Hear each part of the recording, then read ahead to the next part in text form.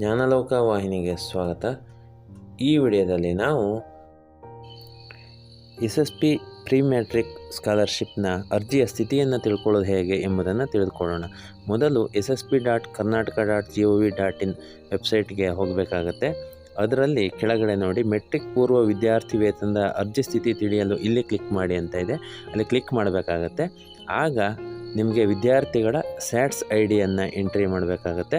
ಅದರ ಜೊತೆಯಲ್ಲಿ ಆಯವ್ಯಯ ವರ್ಷ ಅಂತ ಇರುತ್ತೆ. ಅದರಲ್ಲಿ ಅಲ್ಲಿ ತೋರಿಸಿರೋ ವರ್ಷಗಳಲ್ಲಿ ಯಾವುದಾದ್ರೂ ವರ್ಷವನ್ನು ತೆಗೆದುಕೊಳ್ಳಿ. ಅಂದರೆ ಈ ವರ್ಷದ ಬೇಕು ಅಂದರೆ ಈ ವರ್ಷ ಅಥವಾ ಕಳೆದ ಶೈಕ್ಷಣಿಕ ಸಾಲ ಬೇಕಾದರೆ ಅದನ್ನು ಸೆಲೆಕ್ಟ್ ಮಾಡ್ಕೊಳ್ಬೋದು.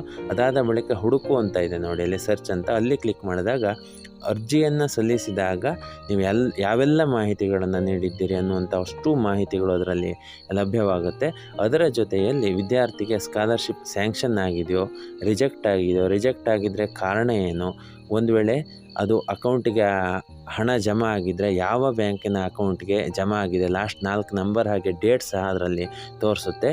ಹಾಗೆ ವಿದ್ಯಾರ್ಥಿಯ ಖಾತೆಗೆ ಆಧಾರ್ ನಂಬರ್ ಎನ್ನುವಂಥದ್ದು ಸೀಡ್ ಆಗಿದೆಯೋ ಇಲ್ಲವೋ ಎನ್ನುವಂಥದ್ದು ಎಲ್ಲ ಮಾಹಿತಿಗಳು ಇದರಲ್ಲಿ ಕಂಡು ಬರುತ್ತೆ. ಇವುಗಳನ್ನೆಲ್ಲವನ್ನು ನೀವು ಗಮನಿಸಬೇಕಾಗುತ್ತೆ.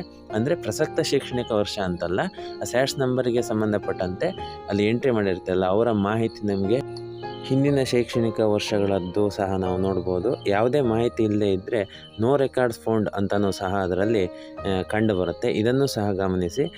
ಒಂದು ವೇಳೆ ಆಧಾರ್ ಅಥೆಂಟಿಕೇಷನ್ ಫೇಲ್ ಆಗಿದ್ದರೆ ಅದು ಸಹ ನಿಮಗೆ ಅಲ್ಲಿ ಮಾಹಿತಿಯನ್ನು ತೋರಿಸುತ್ತೆ. ಅದನ್ನೆಲ್ಲ ಗಮನಿಸಿಕೊಂಡು ಸಂಬಂಧಪಟ್ಟಂತೆ ಅಂದರೆ ಶಾಲೆಗಿರ್ಬೋದು, ಹಾಗೆ ಆ ಒಂದು ಇಲಾಖೆಯಲ್ಲಿ ಕೊಟ್ಟಿರುವಂತಹ ಕಾಂಟ್ಯಾಕ್ಟ್ ನಂಬರ್ಗಳಿರ್ತವೆ, ಸಹಾಯವಾಣಿ ಅಂತೇಳಿ, ಅಲ್ಲಿಗೆ ಕಾಲ್ ಮಾಡಿ ಏನು ಅದಕ್ಕೆ ಪರಿಹಾರವನ್ನು ಕಂಡುಕೊಂಡು ನೆಕ್ಸ್ಟ್ ಸ್ಕಾಲರ್ಶಿಪ್ ಬರುವಂತೆ ಮಾಡ್ಬೋದು ಎಂಬುದನ್ನು ಅವರ ಹತ್ರ ವಿಚಾರ ಮಾಡಿಕೊಂಡು ಅದೇ ನಿಟ್ಟಿನಲ್ಲಿ ನೀವು ಕ್ರಮವನ್ನು ಕೈಗೊಳ್ಳುವ ಮುಖಾಂತರ ನಿಮ್ಮ ಸ್ಕಾಲರ್ಶಿಪ್ ಅಮೌಂಟ್ ಜಮಾ ಆಗುವಂತೆ ಮಾಡಬಹುದು. ಧನ್ಯವಾದಗಳು.